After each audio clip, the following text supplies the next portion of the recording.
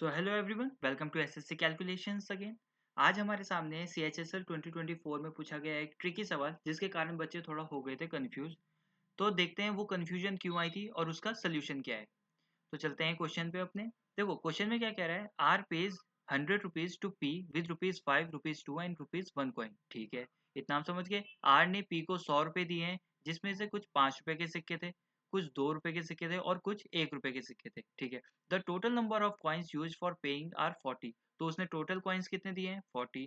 What is the number of coins of denomination rupees 5 in the payment. तो 5 रुपए के सिक्के उसने कितने दिए थे। तो इन कॉइन्स के सवाल में हम सबसे पहले क्या करते हैं, हम लिखते हैं रुपीस कितने कितने रुपए के सिक्के थे।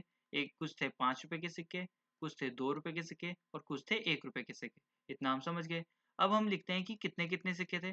तो देखो, हमें यहाँ पे हमेशा जनरली क्वेश्चन में दे दिया जाता है कि कितने रेशो में थे वो सिक्के, लेकिन उन्होंने इस क्वेश्चन में दिया नहीं है। तो यहाँ से हुआ है हमारा कंफ्यूजन स्टार्ट, कि क्योंकि उन्होंने अब की बार टोटल कॉइन्स दे दिए हैं कि 40 टोटल कॉइन्स थे। तो इस क्वेश्चन में क्या करना पड़ता है, इस क्वेश्चन में हमें कंफ्यूजन मिटाने के लिए ये करना पड़ेगा कि हम मानेंगे 5 के कॉइन्स थे x। कितने कॉइन्स थे 5 के, x। 2 के कितने कॉइन्स थे, y।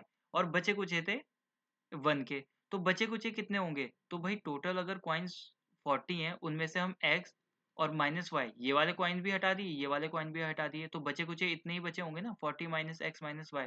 तो वो 1 रुपए के कॉइन होंगे। तो यहाँ से निकालेंगे हम इनकी वैल्यू। तो वैल्यू क्या आएगी, अब हमें पता है कि हमें टोटल वैल्यू उन सिक्कों की निकालने के लिए इनका मल्टीप्लिकेशन करना पड़ता है, कितने रुपए के सिक्के थे और कितने सिक्के थे। अगर हमारे पास 5 रुपए के सिक्के 10 हैं, तो हम 5 10 जा 50 करते हैं ना, टोटल हमारे पास 50 रुपीज है। तो हम पे 5 रुपए की कितनी वैल्यू थी, ये थी 5x। प्लस 2 रुपए के y सिक्के थे, तो कितनी वैल्यू है उनकी, 2y। और 1 रुपए की कितनी हो जाएगी, 40 माइनस एक्स माइनस वाई। ठीक है, तो फिर अब उन्होंने अगर बोला है कि इतने थे, इतने, इनकी वैल्यू इतनी थी, इनकी वैल्यू इतनी थी, तो टोटल हमें दिया गया है, वो 100 दिया गया है। तो इसको हम थोड़ा सॉल्व कर लेंगे।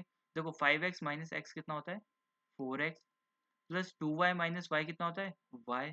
अगर 40 को हम उधर ले जाएं तो माइनस में हो जाएगा, 100 माइनस 40 कितना हो जाएगा, 60। देखो हमारे पास क्या आई है इक्वेशन, ये इक्वेशन आई। लेकिन हम इससे तो पता नहीं कर सकते, इसमें ये तो पता नहीं लग रहा है कि 5 रुपए के कितने सिक्के हैं। तो हमें यहाँ पर क्या करना पड़ेगा, हमें बेस्ट ऑप्शन चूज करना पड़ेगा। तो बेस्ट ऑप्शन चूज करेंगे तो हम मानते हैं पहले कि 5 रुपए के सिक्के थे, 5 रुपए की सिक्कों की वैल्यू कितनी है, एक्स है ना, एक्स। तो हम मानते हैं कि एक्स की वैल्यू है 17। रखते हैं पहला ऑप्शन कि 17। तो यहाँ पे करते हैं इसको सॉल्व। तो 17 फोर जा 68 plus y is equal to 60। Y की वैल्यू क्या आ गई, -8। क्या हम पे कितने माइनस में हो सकती है y की वैल्यू, आप बोलोगे नहीं।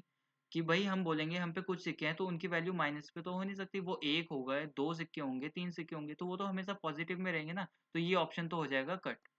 तो ये वाली वैल्यू तो नहीं आ रही है। अब हम रखेंगे x की वैल्यू, अब हम रखेंगे x की वैल्यू 13। तो इसको सॉल्व करते हैं। देखो 13 फोर जा 52 प्लस यहाँ से सॉल्व कर रहे हैं, ठीक है, इसको हटा देते हैं। 13 फोर जा 52 plus y is equal to 60। अब y की वैल्यू कितनी आ गई, y की वैल्यू 8 आ गई है। तो क्या ये हो रहा है सॉल्व, आप बोलोगे बिल्कुल हो रहा है। देखो 13 फोर जा, अगर 4x plus y is equal to 60 है हमारी इक्वेशन, तो 13 की वैल्यू 4 है, तो 13 फोर जा 52 आ रहा है। और y की वैल्यू कितनी है निकाली हमने, 8। 8, तो ये दोनों मिलाकर 60 हो रहा है ना। तो 60, ये इक्वेशन हमारी LHS is equal to RHS हो रही है ना। तो हमारा सही ऑप्शन होगा 13 सॉरी, हमारा सही ऑप्शन है 13। तो ऐसे ऐसे ही अपने डाउट्स क्लियर करने के लिए फॉलो करें एसएससी कैलकुलेशंस को। Thank you.